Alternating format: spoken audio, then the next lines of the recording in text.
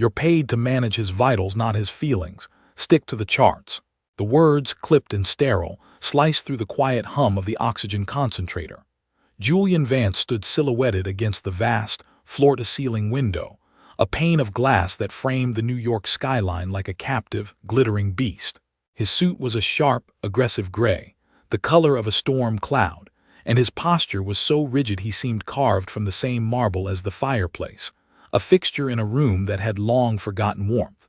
Alara didn't turn. Her attention remained fixed on the man in the bed, Julian's father.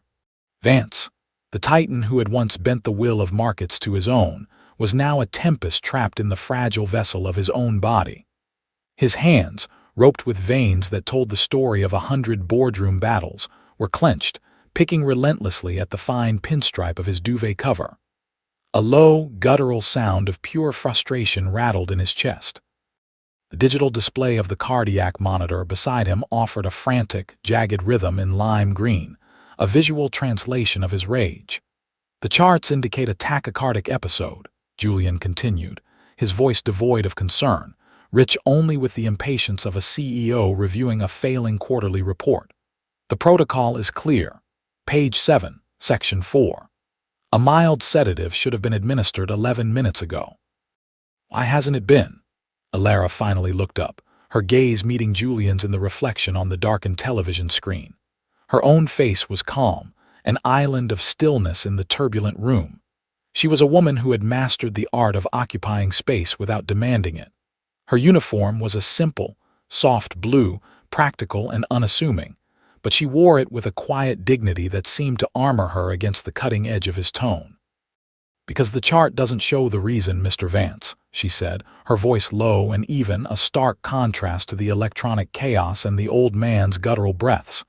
"It only shows the symptom." "I pay you for data and execution, not diagnosis," he snapped. "This isn't a debate. Would you endure this? To have your expertise, your very perception, dismissed by a man who saw a human being as a set of inconvenient variables?" Alara didn't sigh. She didn't flinch. She simply turned her back on him, a gesture so profound in its quiet defiance that it momentarily silenced him. She moved to the side of the bed, her steps measured and silent on the plush, sound-dampening carpet. She ignored the syringe resting in its sterile kidney dish on the bedside table. Instead, she reached for the remote panel built into the wall. With a few soft taps, she dimmed the overhead lights, chasing the harsh, clinical glare from the room and replacing it with a soft, amber glow from a single corner lamp. The frantic green line on the monitor seemed to relax, just a fraction. She then moved to the window, standing beside the imposing figure of her employer. She didn't look at him. She looked out at the city lights he commanded. "The sun set 20 minutes ago," she said, almost to herself. He always hated watching it go down alone, even in the old house. Julian's jaw tightened. The mention of the old house, the one his mother had filled with art and music before she passed, was a trespass. It was data he hadn't sanctioned. "Irrelevant," he managed, his voice strained. Alara ignored him. She drew one of the heavy velvet curtains halfway, enough to soften the glittering abyss of the city into a distant, gentle blur. She returned to the bed. Alastair's picking had slowed. His eyes, clouded with the fog of his condition, followed her every move. She placed a hand not on his wrist to check his pulse, but on his shoulder, a point of steady, warm pressure. She leaned in, her voice dropping to a near whisper, meant only for him. "The Finches were at the feeder again this morning, Alastair," she murmured. "The little brown one, the fighter, he chased off a blue jay twice his size."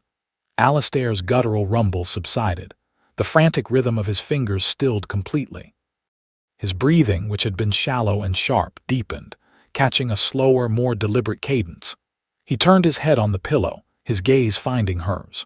For a split second, the storm in his eyes cleared and there was a flash of the man he'd been, sharp, aware, and in that moment, profoundly grateful. The jagged line on the heart monitor smoothed into a steady, rolling wave. Julian watched, his arms crossed, a muscle twitching in his cheek. He saw the numbers on the screen stabilize. He saw the data change, but he refused to acknowledge the input. He couldn't quantify a story about a garden finch. He couldn't log the precise therapeutic value of a hand on a shoulder. It was alchemy, not medicine. It was an unpredictable variable in a system he needed to be ruthlessly predictable. To him, what she had done was not care. It was a breach of the established order, a challenge to his control. He cleared his throat, the sound unnaturally loud in the newfound calm. "The sedative is still indicated for sleep," he said, clinging to the wreckage of his protocol. "Administer it at the scheduled time. Log the episode. And in the future, do try to remember that your job is to follow the plan, not to improvise." He turned and walked out, his expensive leather shoes making no sound on the thick rug. He didn't close the door with a slam, but with a soft, decisive click that felt more final than any outburst. Alara stood in the quiet, her hand still resting on Alistair's shoulder. The old man's eyes had closed, his face, etched with lines of pain and anger just moments before, now softened in the amber light. He was breathing easily, deeply. She had won, but it felt like no victory at all. The battle lines had been drawn not with anger, but with the cold, unyielding logic of a man who believed a human heart could be managed by the numbers on a chart. The following week, the air in the Vance penthouse crackled with a different kind of tension. It wasn't the raw, explosive anger of a sick man, but the polished, passive aggression of a corporate board meeting. Julian had convened Alistair's entire medical team, a cardiologist, a neurologist, a geriatric specialist named Dr. Eris Thorne, and 2 registered nurses in the grand sitting room. Alara was instructed to be present, not as a participant, but as a silent fixture, standing near the wall like a lamp that might be required to shed light, but was not expected to have an opinion. Dr. Thorne, a man with a perfectly coiffed silver mane and a voice as smooth and sterile as brushed steel, was holding a tablet displaying Alistair's vitals from the previous week. He swiped through the data with a theatrical flourish. "The sedative protocols are functioning within expected parameters," he announced to Julian, deliberately angling the screen away from Alara. "However, we have these anomalies, periods of significant calm that don't correlate with any administered medication. EMS," he paused, glancing at Alara as if her name were a trivial detail he couldn't be bothered to retain. "Alara," she supplied quietly. "Miss Alara," he continued, the name sounding foreign and inconvenient on his tongue. "Julian tells me you've been employing some unorthodox methods, storytelling, mood lighting. Could you elaborate on this regimen for the team?" The question was a trap, disguised as professional curiosity. To refuse was to be insubordinate. To answer was to subject her intuitive practice to the cold butchery of their data-driven derision. She felt the weight of their collective gaze, skeptical, condescending, united in their formal expertise.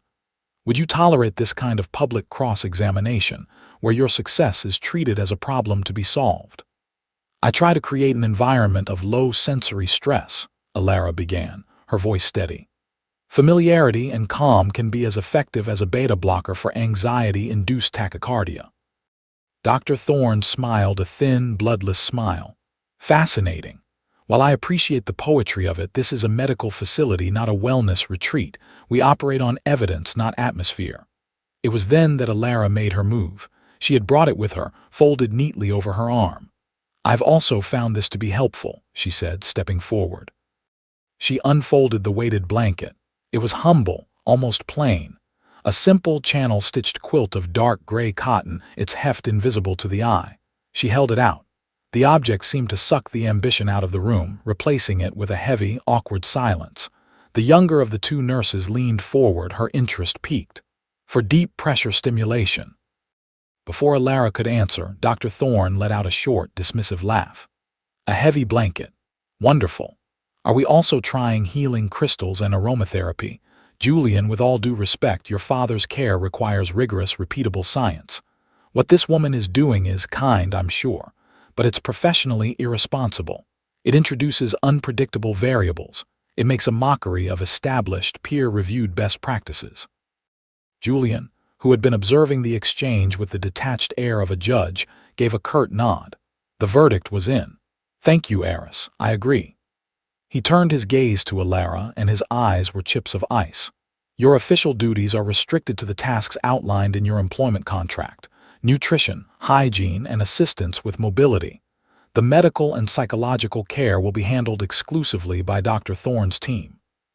You are not to deviate from the written care plan again. Is that understood?" It was a command, but it was also a collar, tightening around her. He was using the rules, the very structure of her employment, as a weapon to invalidate her. She saw the young nurse look down at her shoes, embarrassed. She saw the cardiologist's indifferent shrug. She was outnumbered and outranked, her proven results discarded in favor of a man with a more impressive title and a vocabulary that protected the institution from the messy reality of a human being's fear. "Yes, Mr. Vance," she said. There was nothing else to say. She folded the blanket back over her arm, its familiar weight now feeling like a burden of dismissed truth. The week that followed was a slow-motion catastrophe. Under Dr. Thorne's rigorous new regimen, Alistair Vance withered. The man who had been a lion, even a caged and wounded one, became a ghost. The staff followed the new protocol with chilling efficiency.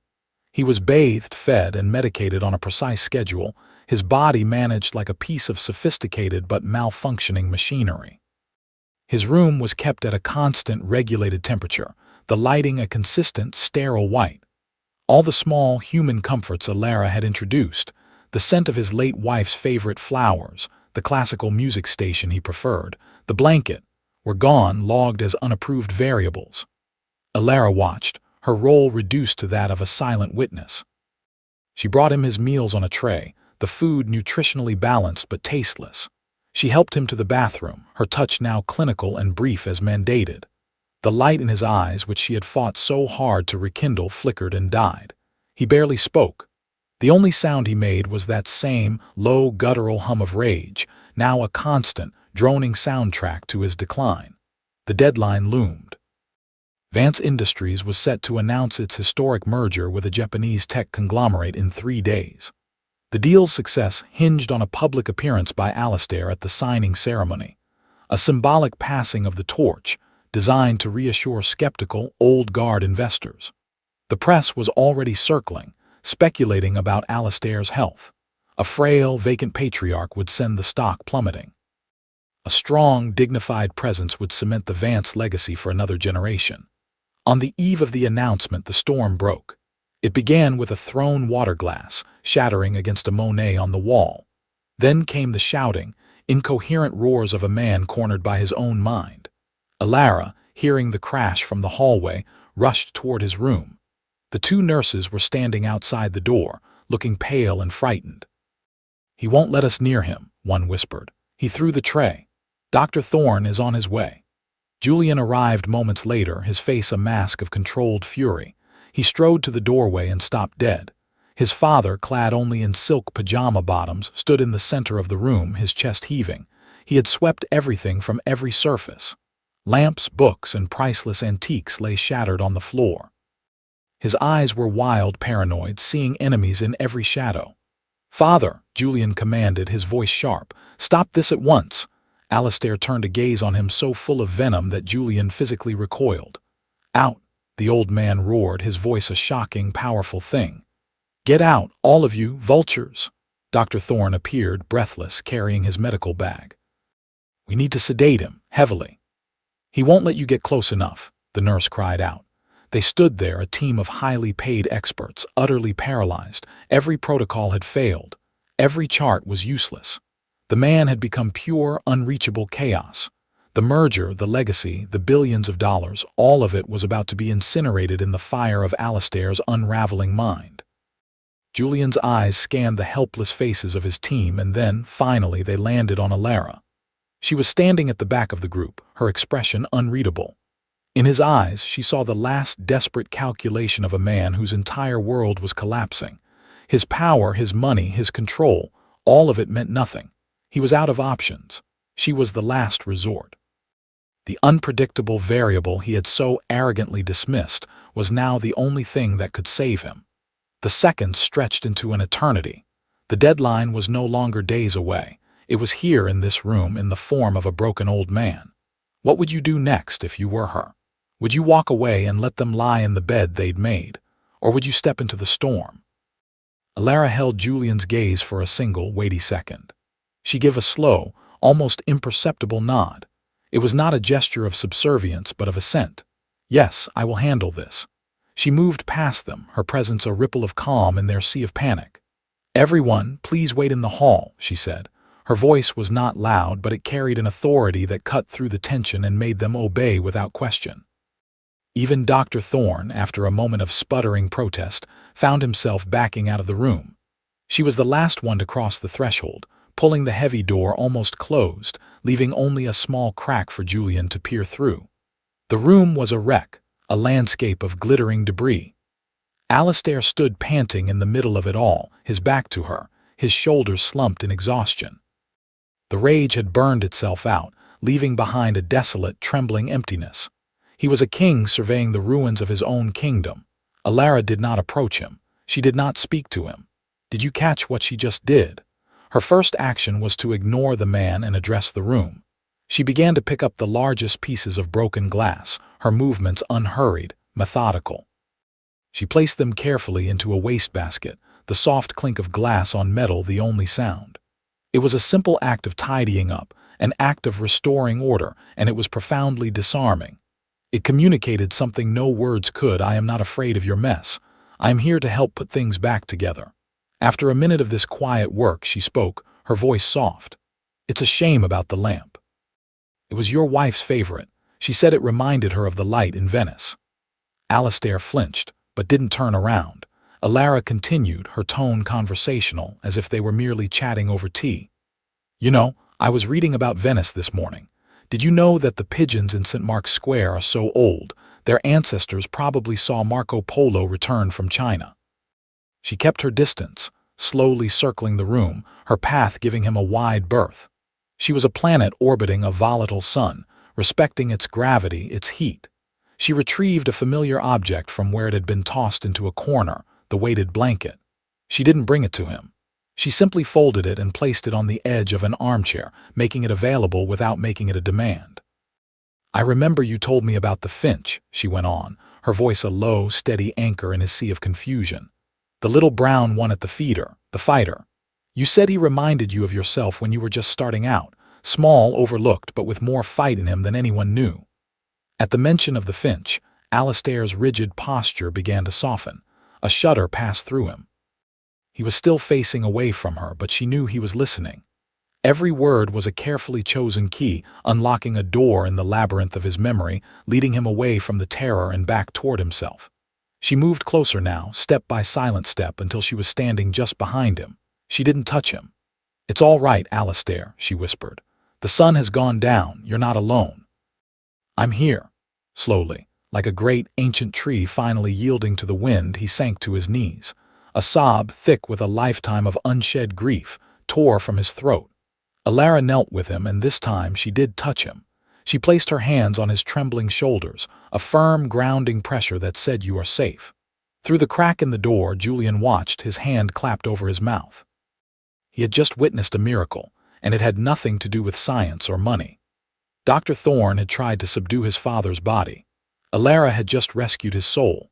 It was a small, quiet win in a ruined room, but its power was absolute. And Julian knew, with a certainty that chilled him to the bone, that this quiet, unassuming woman now held a power over his family that he could never hope to match. An hour later, the room was quiet. A cleaning crew had worked with hushed efficiency, and the space was restored to its pristine, impersonal state, the earlier violence erased like a bad dream. Alistair was sitting in the armchair by the window, the weighted blanket draped across his lap. He was clean, dressed in a fresh set of pajamas, and for the first time in months he looked entirely lucid. The fog had lifted. Alara sat on a small ottoman near him, not speaking, simply sharing the silence. She was peeling an orange, the citrus sent a small, bright note in the still air. She offered a segment to him, and he took it, his fingers no longer trembling. "She loved Venice," Alistair said, his voice a dry rasp but clear. "We went for our honeymoon. She bought that lamp in a little shop near the Rialto Bridge, carried it back on the plane herself, afraid they'd break it." "It was a beautiful lamp," Alara said softly. He looked at his hands, at the network of veins and wrinkles that mapped his 80 years. "They come in here with their needles and their charts," he said, his voice thick with a weary disgust. "They look at me, but they don't see me. They see a list of symptoms, a series of liabilities, a problem to be managed. He turned his head and his gaze, sharp and penetrating, met hers. "Julian, he's the worst of them. He looks at me and sees a falling stock price, an obstacle to his damn merger." The bitterness in his voice was a raw, open wound. "If you were there, a witness to this painful, private confession, would you step closer or stay silent?" Alara remained still, her presence an invitation, not an intrusion. She let his words hang in the air, giving them the respect they deserved. He gestured vaguely at his own magnificent prison, the penthouse, the skyline, the invisible empire it represented. "I built all this, fought for it, bled for it. I was a lion, Alara. I truly was." He paused, and his next words were heavy with the weight of a truth he'd never spoken aloud. "But a lion in a cage is still a lion. It still has its pride. They think because the cage is gilded, it's not a cage. They poke and they prod, and they don't understand why I roar." He reached out, his hand closing over hers, his grip surprisingly strong. His eyes, the same piercing blue as his son's, held hers. "You," he whispered, his voice cracking with emotion. "You don't look at the cage. You see the lion." The confession was a transfer of trust so absolute it felt like a physical weight. In that moment, Alara understood that her responsibility was no longer just to the man, but to the truth he had just given her. This wasn't just a job anymore. She couldn't simply do her work, collect her pay, and walk away. His confession was a moral obligation. To honor his trust, she would have to do more than just make him comfortable. She would have to find a way to break the cage. The merger announcement went off without a hitch. Alistair, leaning on a cane but with a clear eye and a firm voice, played his part to perfection. The markets soared. Julian Vance was the toast of Wall Street. In the aftermath, a fragile truce settled over the penthouse. Dr. Thorne was quietly dismissed, his contract paid out in full, and Alara was given unspoken, unofficial authority over Alistair's care. But for Alara, the victory felt hollow. She had saved the man, but she hadn't fixed the problem.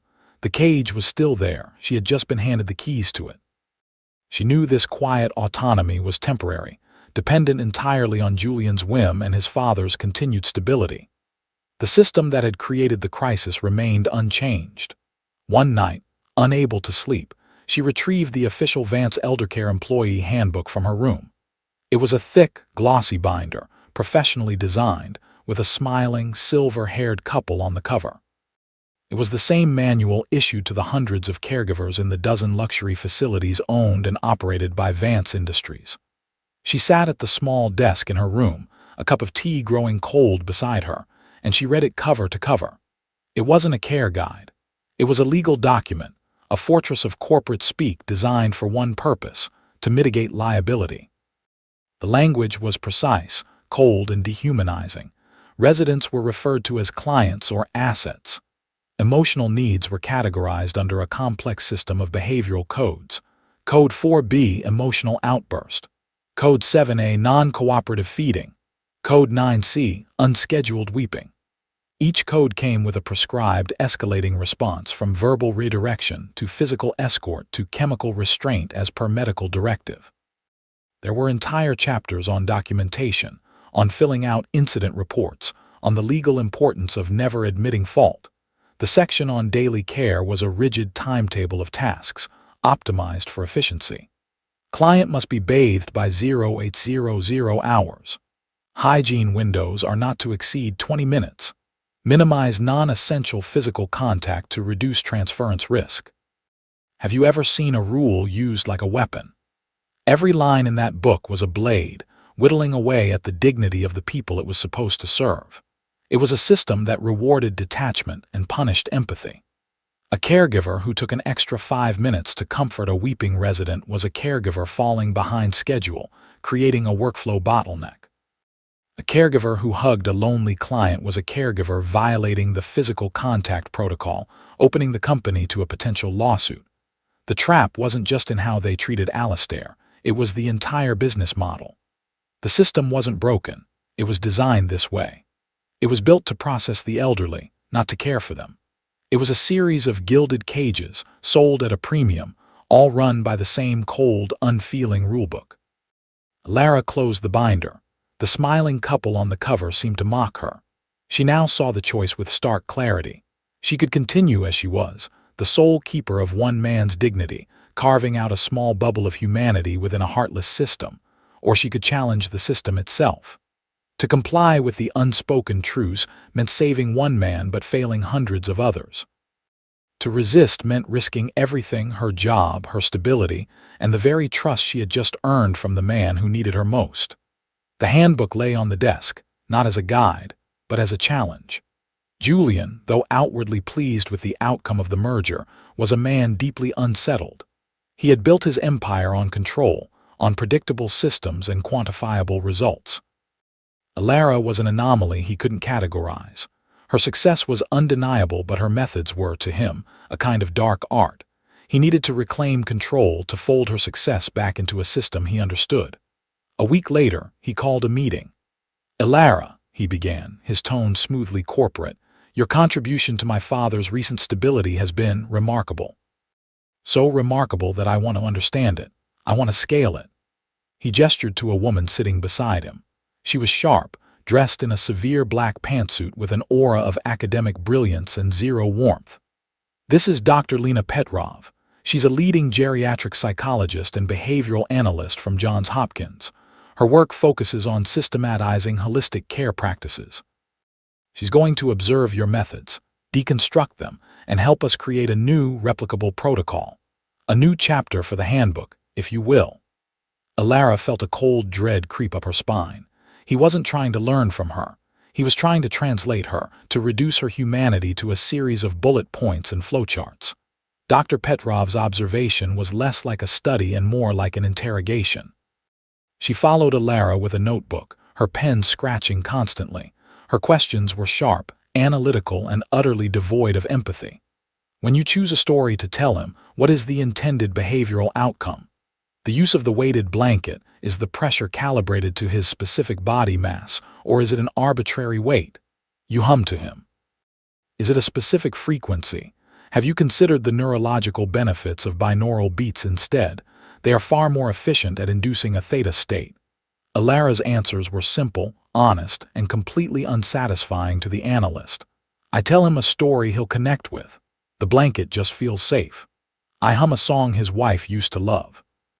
After 2 days, Dr. Petrov delivered her verdict to Julian, with Alara present. "The subject's methods are hopelessly anecdotal," she declared. "There's no replicable methodology. It's based on intuition and a pre-existing emotional bond, which is useless for wide-scale implementation. She creates dependency, not wellness. My professional recommendation is to revert to a structured, evidence-based behavioral framework." The words were a death sentence to everything Alara had accomplished, and Julian, presented with the expert opinion he had paid for, readily accepted it. He craved the certainty of a system, the comfort of a protocol. "Thank you, doctor," he said. "Your clarity is appreciated." He turned to Alara. "Effective immediately, Dr. Petrov's framework will be the new standard. Your role will be to assist in its implementation. You will follow her lead." The setback was absolute. The cold, sterile regimen was back, now armed with a new layer of psychological jargon. Alistair, sensing the shift, immediately began to decline. The light in his eyes dimmed again. He refused to eat for Dr. Petrov. He pulled away from the new, systematized touches of the nurses. He was retreating, crawling back into the safety of his silent rage. Alara was once again an assistant, forced to stand by and watch them undo all of her work. She was isolated, her competence not just ignored but professionally pathologized as anecdotal and useless. They had taken her victory and twisted it into a liability. What would you sacrifice to stay true to what you know is right? That evening, Alara went to her room and opened her closet. She pulled out a small, sturdy suitcase. With quiet, deliberate movements, she began to pack. The night before the first quarterly board meeting of the newly merged Vance Yamamoto Corporation was thick with an expectant silence. The final numbers were in, and they were astronomical. The merger was a triumph. Julian should have been celebrating. Instead, he was staring at his father's locked bedroom door. Alistair had been on a steady, terrifying downward spiral for a week under Dr. Petrov's framework. He had regressed past the point of his last major episode. He was now almost catatonic, refusing food, water, and all communication. Dr. Petrov, faced with a total lack of compliance from her subject, had declared him treatment-resistant and recommended transfer to a long-term psychiatric facility. The idea of his father, the great Alistair Vance, being carted off to an institution was a PR nightmare Julian couldn't stomach. More than that, a small, shriveled part of him knew it was simply wrong. His phone buzzed. It was his head of security. "Sir, Miss Alara has requested a car to the airport for 6 a.m. The words hit him like a physical blow. He had been so focused on systematizing her gift that he had forgotten she could simply take it away. He walked down the silent, carpeted hall to the staff quarters and knocked on her door. She opened it. She was dressed in simple traveling clothes. Her suitcase was zipped and waiting by the door. Her room was neat, impersonal, already wiped clean of her presence. He didn't know what to say. He, a man who could command armies of lawyers and bankers with a single word, was speechless. "You can't leave," he finally managed. It came out sounding like the petulant plea of a child. Alara's expression was not angry or sad or triumphant. It was calm, clear, and unyieldingly firm. "I can't stay," she replied.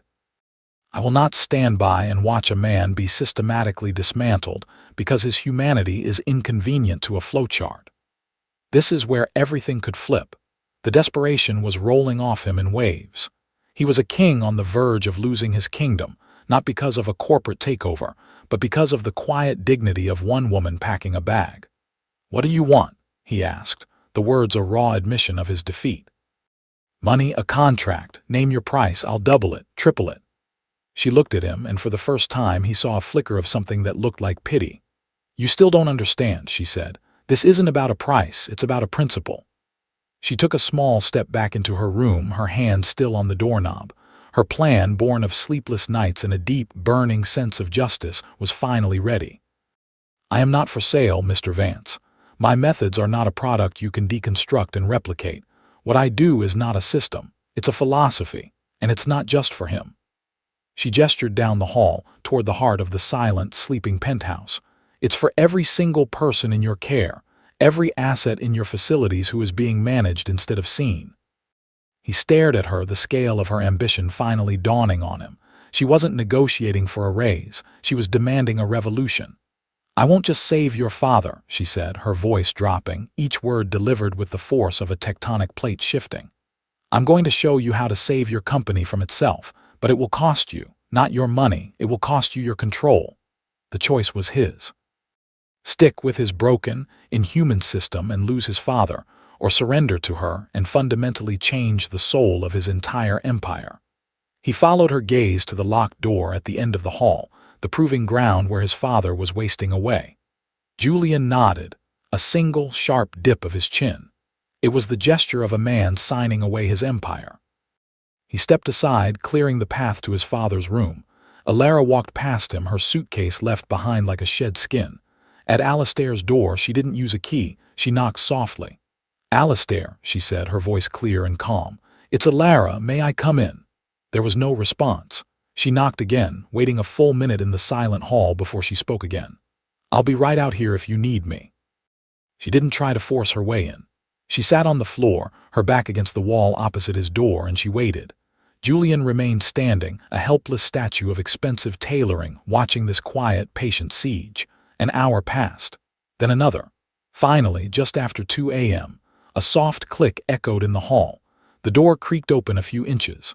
Alara rose without a sound and slipped inside, closing the door behind her. Julian pressed his ear to the wood, but he could hear nothing. This was her space now, her terms. The public test was happening in the most private of arenas, and he was a mere spectator. Inside, the room was dark and smelled of stale air and despair.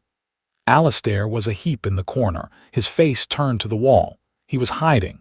Alara didn't turn on the lights. She let her eyes adjust, navigating the familiar landscape by moonlight. She saw the untouched food trays, the full water glasses. She didn't speak to him. She didn't approach him. Instead, she went to the armchair and retrieved the one object she had reclaimed from his room when Dr. Petrov took over, the weighted blanket. She carried it not to him, but to the center of the room. She sat on the floor, cross-legged, and draped the blanket over her own lap. Then she began to speak, her voice a low, melodic murmur, the sound of a gentle tide. She didn't talk about his health or the merger or anything in the present. She talked about the finch. "He was back this morning," she said. "The little brown one. He sat on the edge of the fountain, all puffed up against the wind. I think he was waiting for you." She spoke for nearly an hour, spinning a simple, quiet narrative about the world outside his window. She described the way the light hit the Chrysler building at dawn, the sound of the sanitation trucks on the street below, the changing colors of the single maple tree in the courtyard. She rebuilt his world for him, piece by gentle piece. Finally, she fell silent. In the stillness, a sound came from the corner, a dry, rasping sob. She waited. Slowly, agonizingly, Alistair began to move. He crawled from his corner inch by inch like a man pulling himself from a wreck. He stopped a few feet from her. His eyes in the gloom were pits of shame and fear. Alara held out a hand. "It's all right, Alistair," she whispered. "I'm here." He collapsed into her arms, his great, shuddering frame held by her stillness. She wrapped the blanket around his shoulders, a gesture of profound and unconditional care. She just held him, rocking gently as a lifetime of pain poured out of him in the dark. From the hallway, Julian finally heard a sound, the sound of his father weeping. It was not the sound of madness, but of a heartbreaking human grief. Did you feel that shift? The power in the Vance empire had just transferred, not in a boardroom, but here, on a carpeted floor, in the arms of the one person who knew that a soul could not be charted. He slid down the wall and put his head in his hands, his own carefully constructed world shattered beyond repair. The next morning, the board meeting was a surreal spectacle. Julian, operating on zero sleep, presented the quarterly figures with a mechanical precision, but his eyes were distant, his voice hollow. He was a ghost haunting his own victory. Alistair was not in attendance, an absence explained away by a brief, prepared statement about his need for rest. No one questioned it. The numbers were too good. After the applause and handshakes, Julian returned to the penthouse. He found Alara in the kitchen, making a simple broth for Alistair. The aroma of ginger and thyme filled the air, a stark contrast to the metallic scent of ambition in the boardroom. He walked over to the marble island and placed a checkbook and a pen on the cool stone surface. "I spoke to my lawyers this morning," he said, his voice flat. "We're drawing up a new contract. It's a personal services agreement, lifetime. Name your salary. Add a zero to whatever you think is fair. Write any number you want on that check as a signing bonus." He pushed the checkbook toward her. It was the only tool he had ever known, money, the ultimate solution, the ultimate expression of power. Alara finished chopping a carrot before she looked at him. She wiped her hands on a towel, then pushed the checkbook gently back across the island toward him. "I already told you, Mr. Vance," she said. "I'm not for sale." "Then what?" he asked, his voice cracking with a frustration that bordered on despair. "What is it you want? A foundation in your name, a seat on the board, a title, Executive Vice President of Wellness. Just tell me what it is. What does real justice look like here? Is it a reward, or is it a responsibility?" Alara leaned against the counter, her arms crossed. Her gaze was not unkind, but it was unyielding. "I want you to tear up the Vance Eldercare Handbook." Julian stared at her. "Just tear it up, and burn it," she continued. "And then I want you to give me the authority and the resources to write a new one from scratch. Not a legal document to protect your assets, but a human document to protect your clients. I want to retrain every single caregiver, every nurse, every administrator in every facility you own. I want to change the metrics you use for success. I want you to stop measuring efficiency and start measuring dignity." She let the words sink in. He was offering her a golden parachute, a life of unimaginable luxury and ease. She was demanding a job of impossible scale and complexity. "You want to run my company's most profitable division," he said slowly, processing the sheer audacity of her request. "No," she corrected him gently. "I don't want to run it, I want to transform it. I don't want a title or a corner office, I want a mandate. The work is the reward, Mr. Vance." He looked from the checkbook in his hand to the calm, determined woman in front of him. For his entire life, he had believed that every person had a price. He had just met the one person who didn't. She wasn't interested in a piece of his empire. She was demanding its soul. He picked up his pen, but instead of signing the check, he clicked it shut. He had his answer. The change, when it came, was not a memo. It was a bonfire. Julian, in a move that became a thing of corporate legend, gathered the executive team of Vance Eldercare in the courtyard of their headquarters. In the center of the courtyard was a large steel fire pit. Without a word, he took a copy of the glossy corporate handbook, the one with the smiling couple on the cover, and dropped it into the flames. He then motioned to the others. One by one, they followed suit, a silent, ceremonial shredding of the old way. What followed was not chaos, but a meticulous, top-to-bottom reconstruction, orchestrated by Alara. She refused an executive office, instead setting up her base of operations in a small, unused conference room she called the workshop. Her first act was to draft a single page, which she titled the Vance Dignity Protocol. It wasn't a rulebook, it was a constitution. Its core principles were radical in their simplicity. Consent is paramount. Care is a partnership, not a procedure. Staff were trained to ask permission for every interaction, from opening curtains to assisting with dressing. "May I help you with your shirt?" replaced time to get dressed, dignity over efficiency. The rigid timetables were abolished. In their place came flexible rhythms of the day, tailored to each resident's personal habits and emotional state.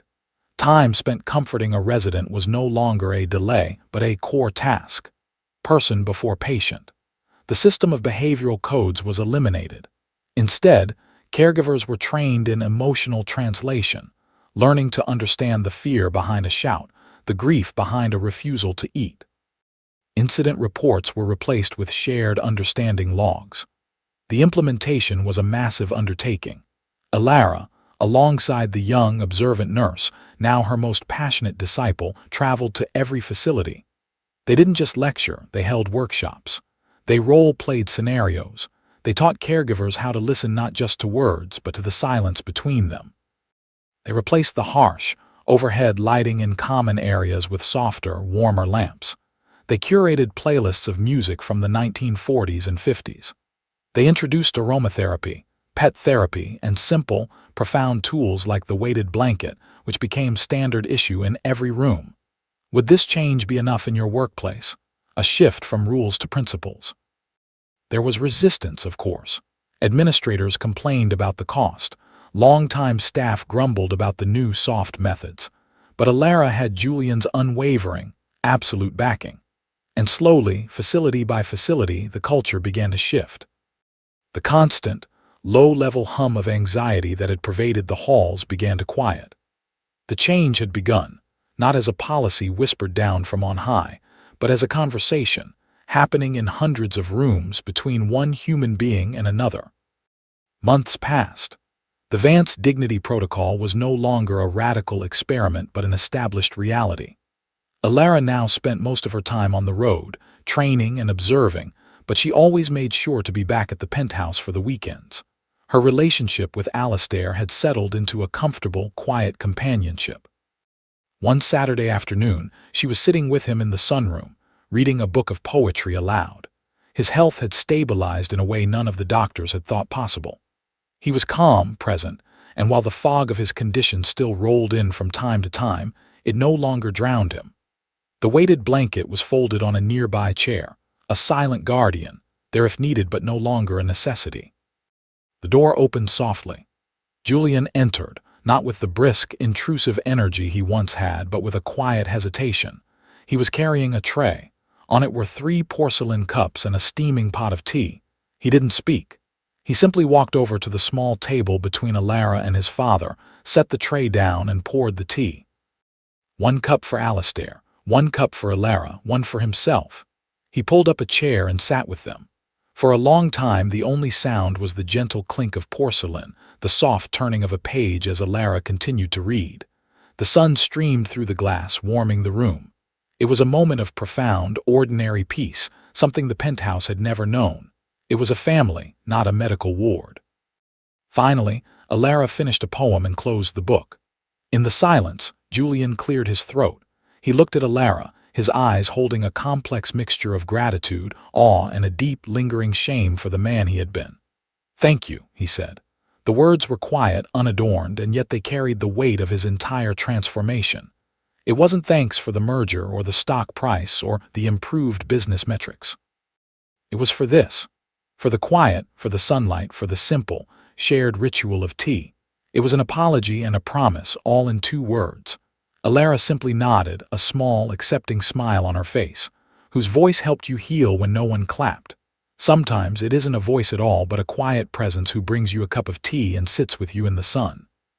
In that moment, she wasn't an employee or a savior or a consultant. She was simply Alara, a woman who had seen a lion in a cage and chosen to sit with him until he remembered the sun. 6 months after the bonfire, Julian Vance stood on stage at the company's annual town hall event. The ballroom was filled with thousands of employees, from caregivers to the corporate board. On the large screen behind him, a graph showed a staggering 80% drop in client complaints and a 60% increase in staff retention across the entire eldercare division. The applause was thunderous. Julian held up a hand for silence. "These numbers are not the result of a new marketing strategy or a financial restructuring," he began, his voice ringing with a conviction no one had ever heard from him before. "They are the result of a fundamental shift in our philosophy.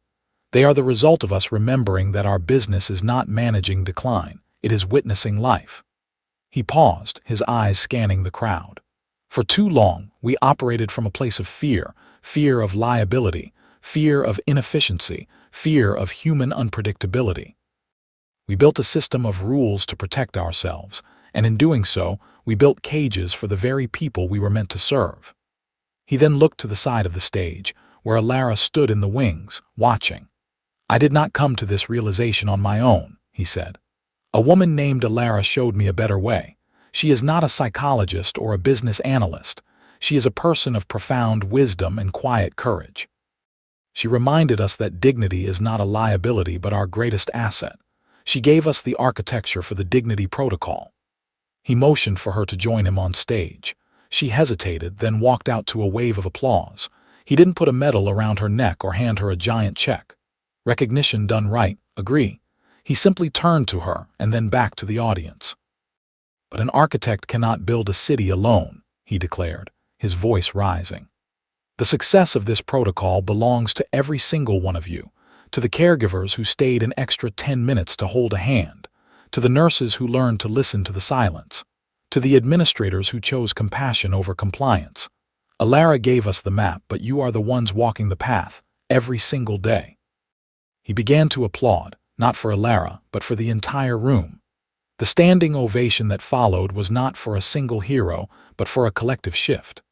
Alara stood on the stage, a quiet figure in a sea of celebration, a living testament to the idea that the greatest changes often begin with the softest voice.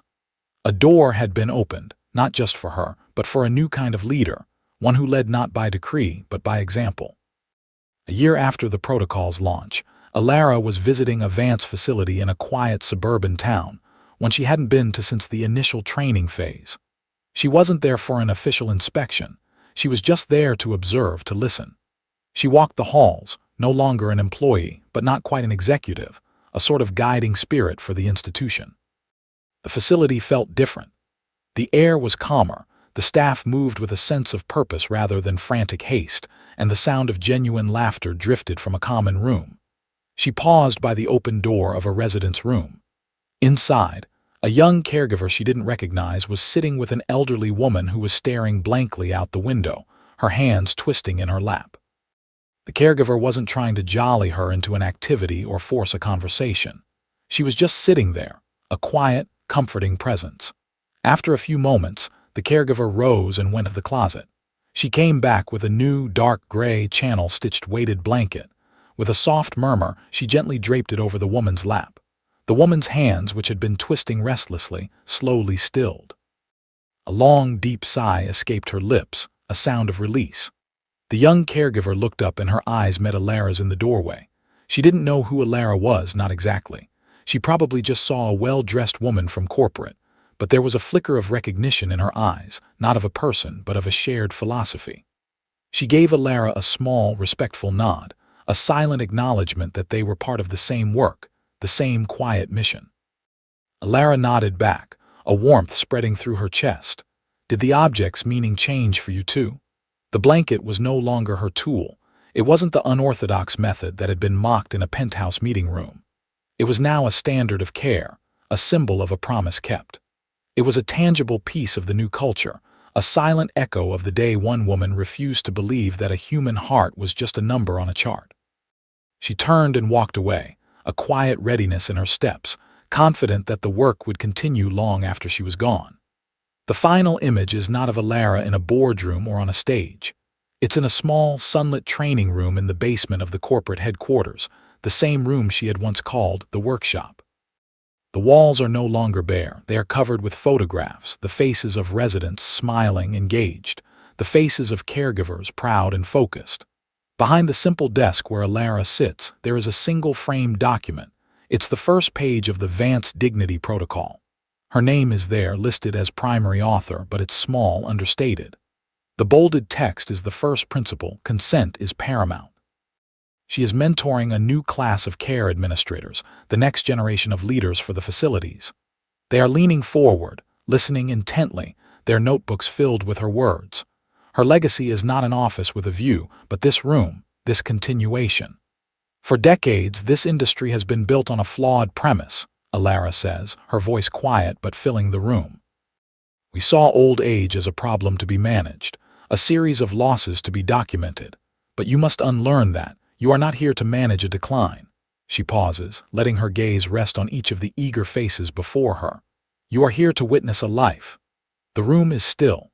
In the silence, a new kind of power settles, not the power of command and control, but the power of presence, of compassion, of seeing the lion, not the cage. The room has changed, and in changing this small room, Alara has changed thousands of others, creating small pockets of dignity where there was once only the cold, unfeeling logic of the chart. What does it truly mean to care for another person? Perhaps it is simply to be a witness until the very end.